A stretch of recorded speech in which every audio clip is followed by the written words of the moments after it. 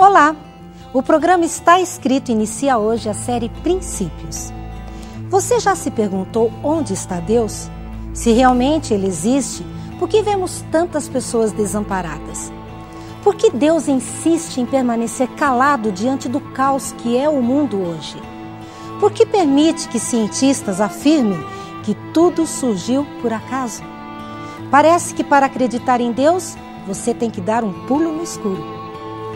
Se você sente que Deus está longe, então não perca o Está Escrito de hoje. Fernando Iglesias responde a estas e muitas outras perguntas.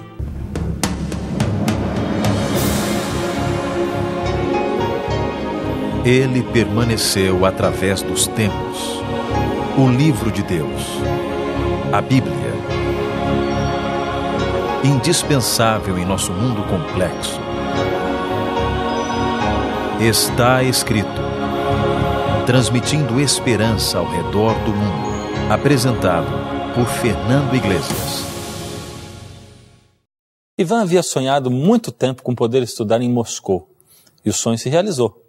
Com 20 dias que ele estava morando no 5º andar do prédio da Universidade da Amizade entre os Povos, de repente um terrível incêndio tomou conta de todo o edifício em que ele morava.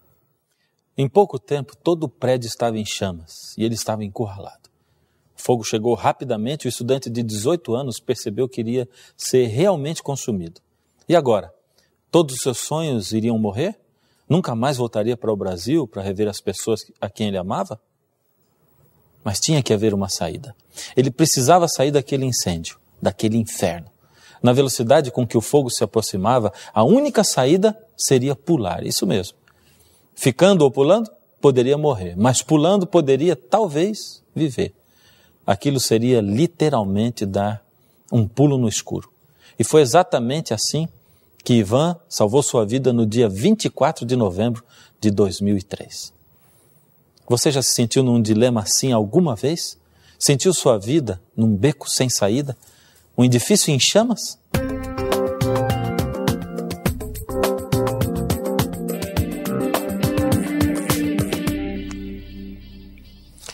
Outro dia um amigo me mostrou esse artigo do jornal Estado de São Paulo. Foi um artigo escrito por Nando Reis, ex-componente do grupo de rock Titãs. Infelizmente não acredito em Deus.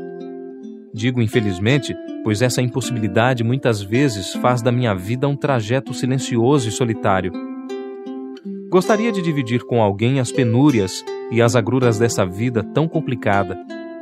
Quantas vezes não quis eu olhar para o alto e me sentir amparado pela mão do Senhor, quando me vi impotente diante de tantos perigos. Quanto temi pela vida de meus filhos, vindos e criados para desfrutarem a graça deste mundo, mas que, como todos nós, são vulneráveis à violência que nos acua e nos ameaça.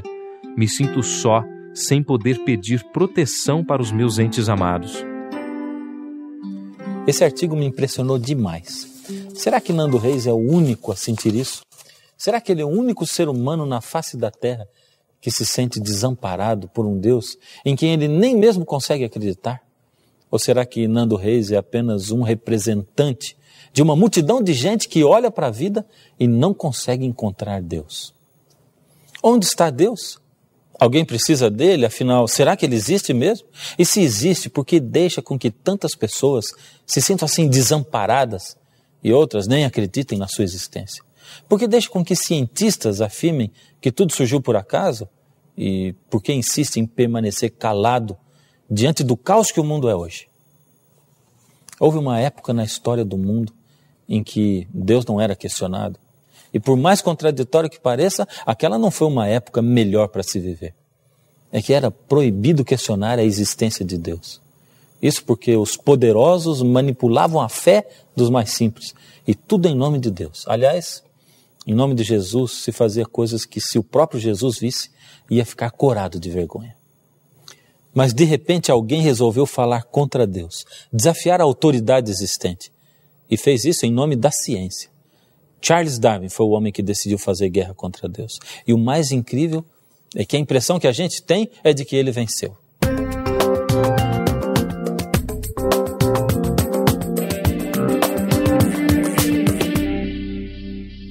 Deve ter sido muito difícil ser cristão no século XIX, em 1860, quando Darwin surgiu com a teoria da seleção natural. E aí? Como ficaram a religião e a Bíblia nessa época? Esse Deus criador em quem se acreditou por milênios parecia não passar de fábula. E o pior é que a guerra intelectual contra Deus só estava começando. Veio agora o século XX, surgiram os poderosos pensadores, os intelectuais como Marx, Sartre e todos os outros. Eles apresentaram tantos questionamentos inteligentes contra a existência de Deus, que o mundo intelectual chegou a ter certeza de que Deus estava morrendo. Os pensadores declararam: o homem não precisa de Deus. Nessa época, ter fé em Deus passou a ser coisa de gente ignorante. De um lado, gente muito inteligente da época gritava para o mundo que o homem não sente nenhuma necessidade de Deus. De outro lado, religiosos fanáticos e ignorantes afirmavam: as coisas de Deus só se aceitam pela fé. Ora, mas será que se existisse mesmo um Deus assim, tão inteligente, sábio, capaz de criar o universo, ele exigiria que seus filhos aceitassem tudo sem nenhuma explicação, apenas pela fé? Será que para buscar a Deus é preciso dar um pulo no escuro? Alguma coisa muito importante estava sendo esquecida, fundamental.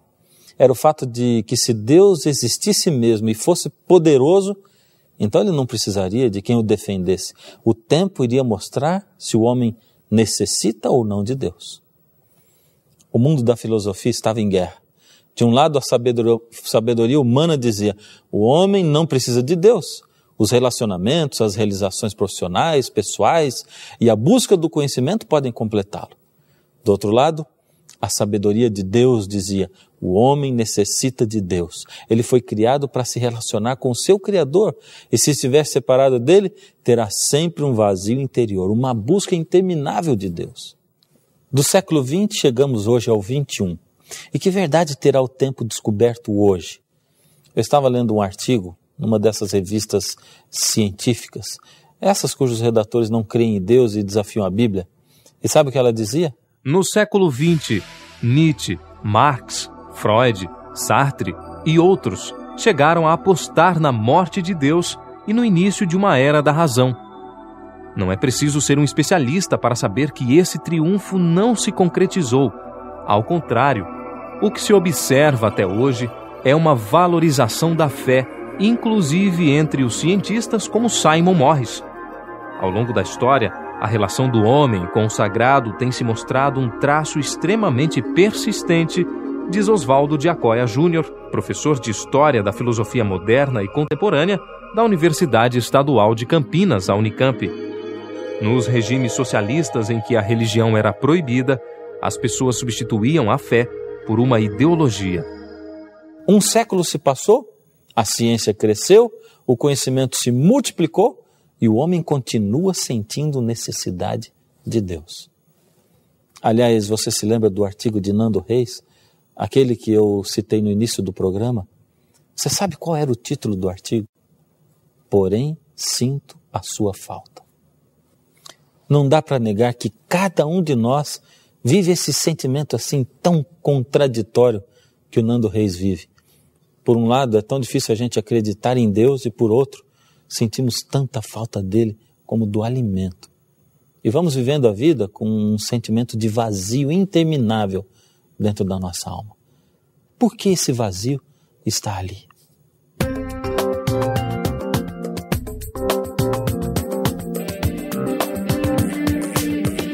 Ainda outro dia, no meio dos meus estudos, enquanto eu lia um livro, descobri uma citação muito importante.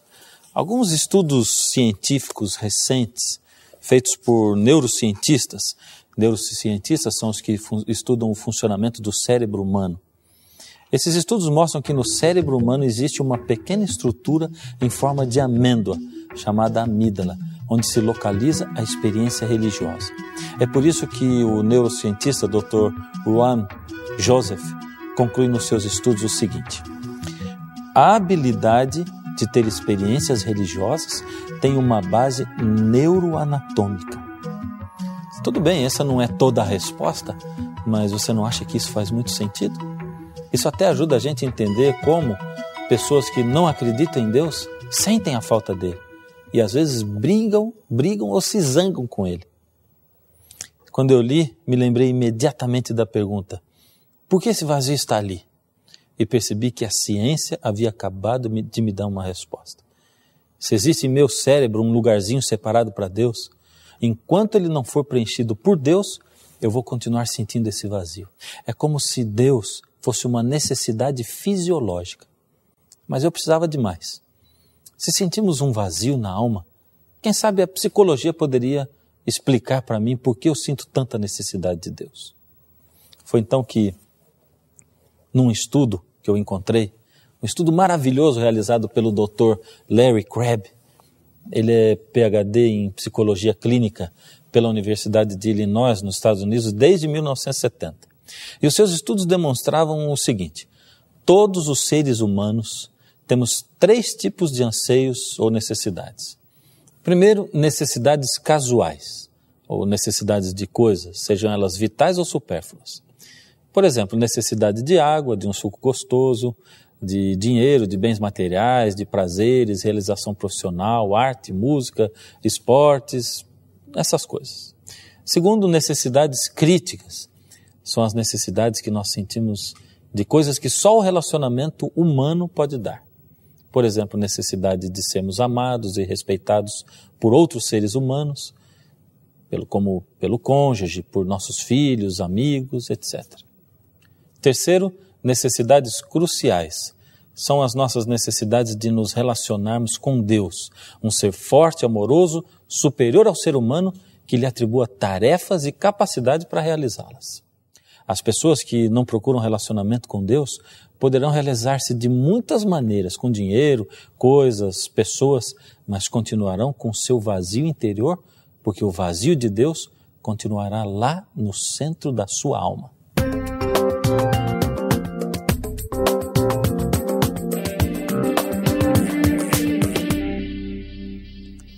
Quero contar para você uma história real, mas vou usar nomes fictícios. Betânia era uma jovem adolescente muito bonita. Sonhava em ser rica, pensava que o dinheiro compraria toda a felicidade com que sonhava. Cresceu e saiu feito louca em sua busca desenfreada pelo que ela achava que era felicidade. Casou-se muitas vezes.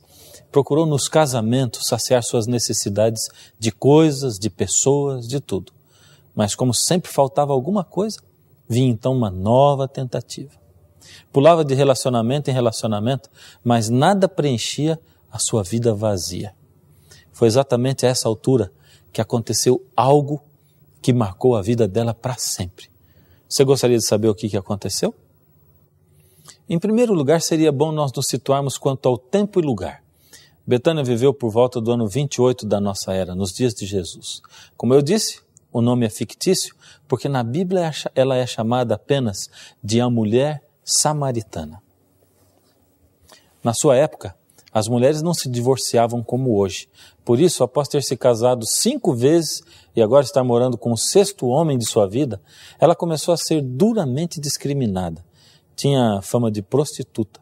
Ficou tão mal afamada que não era aceita pelas outras mulheres, nem mesmo para as atividades do dia a dia, como lavar roupas, buscar água no poço.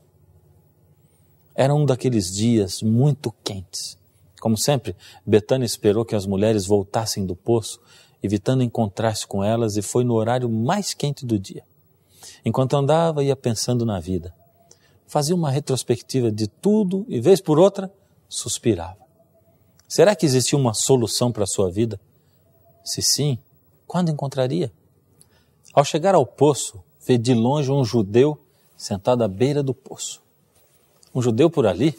Como? Isso era loucura. Afinal, os judeus detestavam os samaritanos e vice-versa. Era preconceito à flor da pele. Pensou em não ir, mas raciocinou. Preciso de água.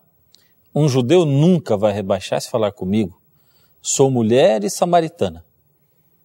O que ela não sabia é que Jesus havia ido ali especialmente para se encontrar com ela. Talvez você não tenha se dado conta ainda, mas de alguma forma Jesus está sempre marcando encontros com você. Ele tenta fazer você acordar de diversas maneiras. Às vezes no meio de uma viagem, num lugar distante, enquanto você está pensando e suspirando pelas ruas. Outras vezes, através da pergunta de uma simples criança, de algo que você leu na Bíblia. Justo você que nunca abre a Bíblia, mas abriu naquele dia porque Deus precisava falar com você de alguma maneira. Então o inesperado aconteceu. Jesus falou com ela. Essa foi só a primeira de uma série de surpresas. Era tudo muito improvável de acontecer. Primeiro, um judeu num poço samaritano. Segundo, ele humilha-se a ponto de falar com ela. Terceiro, humilha-se ainda mais e pede a ela um pouco d'água. Quarto, de repente, o judeu que nem tinha balde ofereceu a ela água. Veja como ele diz. Está em João, no capítulo 4, no verso 10. Se você soubesse quem é o que te pede, dá-me água, tu lhe pedirias e ele lhe daria água viva. Aquele homem tinha alguma coisa especial. Ele devia ser, no mínimo, um profeta. O jeito dele falar, os seus modos. De repente o Senhor diz, lá no verso 13, quem beber dessa água voltará a ter sede. Aquele, porém, que beber da água que eu lhe der, nunca mais terá sede. Porque nele se fará uma fonte a jorrar para a vida eterna. Quando Jesus percebeu o que estava acontecendo com ela, foi no fundo da alma e revelou-se, pedindo que ela desse um pulo no escuro. João 4, 25 e 26 diz o seguinte: eu sei, respondeu a mulher, que há de vir o Messias, chamado Cristo. Quando ele vier, nos anunciará todas as coisas. Disse-lhe Jesus, eu sou o que falo contigo.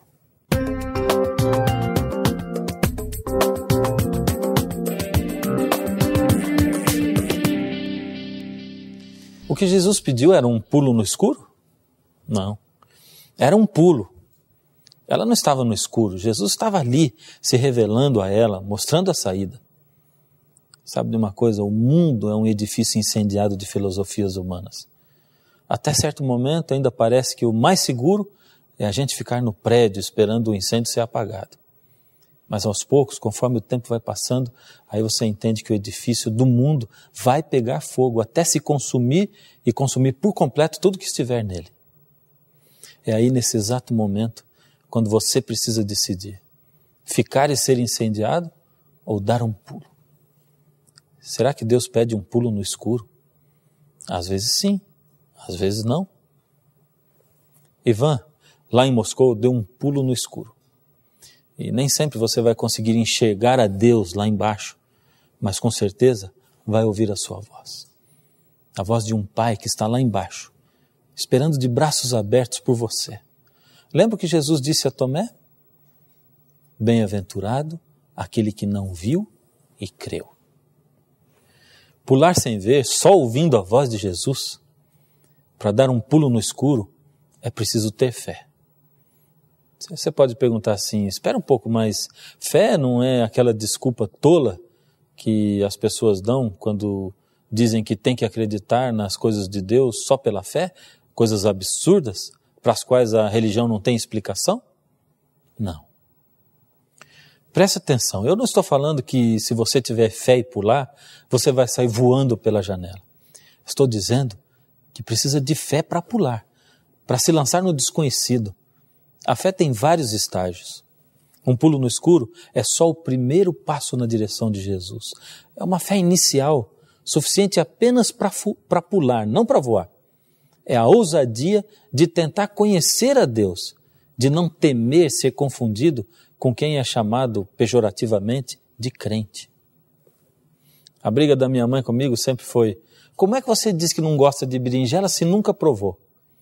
Em geral, a grande maioria das pessoas que dizem não acreditar em Deus nunca procuraram a Bíblia para tentar esclarecer as suas dúvidas.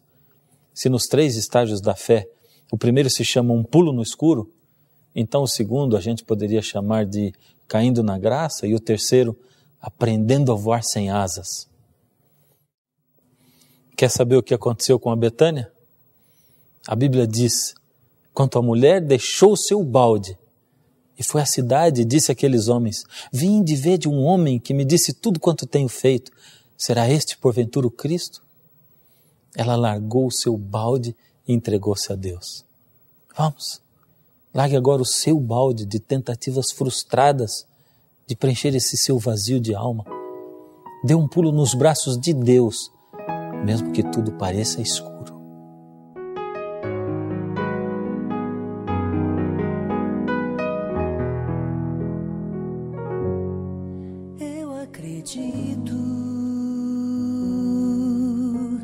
Na criação do mundo inteiro, eu acredito que um milagre é verdadeiro, e acredito que alguém tão criativo como ninguém um dia concebeu, imaginou e tudo se fez. Eu acredito na lei do amor e no perdão. Eu acredito que não passamos por aqui em vão. Creio que acima existe um céu coberto ainda por um véu, que um dia irá surgir e aparecer e vai ser meu.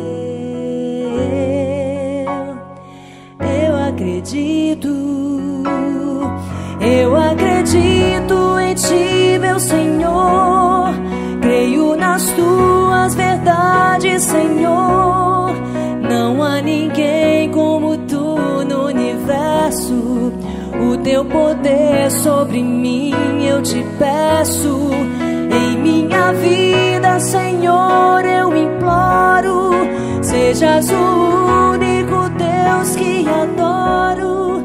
Seja somente o Deus soberano.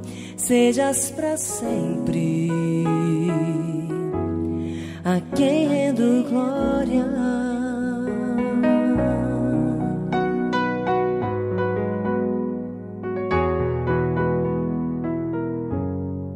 Eu acredito que há poder na tua palavra. Eu acredito. Viver sem Deus é apostar em nada. Eu acredito que a fé é necessária para revelar que é possível ver e enxergar o invisível.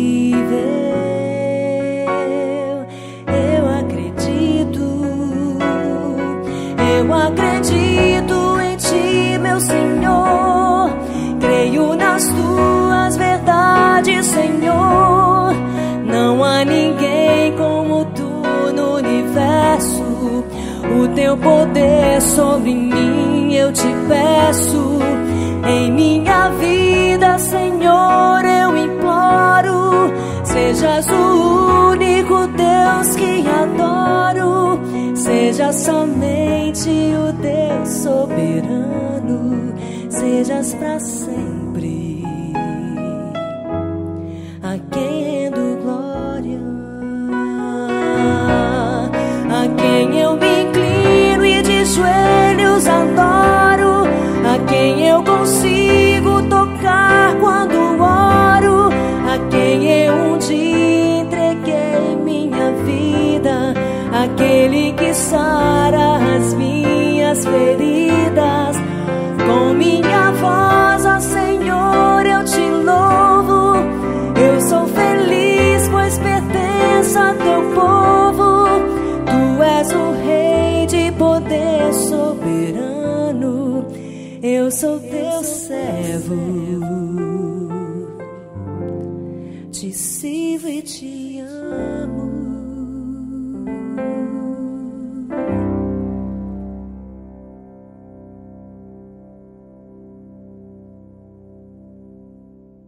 Deus já caminhou muito tempo atrás de você. Só você e Deus sabem disso. Você sabe que caminhou por lugares distantes, difíceis e até hostis ao Senhor. Mas você também sabe que mesmo ali, Deus não saiu do seu lado, um só instante. Porque nos momentos de maior rebeldia, você ainda ouvia aquela voz lá no fundo. Era a voz do Senhor chamando pacientemente como um pai amoroso. Ele esperou os seus momentos de descrença. Esperou quando você se achava mais sábio do que Deus. E esperou até quando você o substituiu por coisas e por outras pessoas. Agora não. Agora é o momento de você tomar uma atitude, uma decisão. Não deixe que o fogo da dúvida consuma de uma vez com a sua fé. Não deixe o Senhor ficar esperando por você mais uma vez. Aí mesmo onde você está, esse é o momento. Diga ao Senhor: Senhor, a minha fé é pequena, mas eu creio. Eu quero crer. Me dá mais fé. Eu me lanço em teus braços. Vamos agora conversar com Ele. Ele quer ouvir você. Senhor, por favor, ouça essa voz que agora, lá no íntimo do seu ser, diz: Senhor, eu sinto um vazio, não sei de onde ele vem. Tentei já preencher de tantas maneiras, mas ele ainda está ali.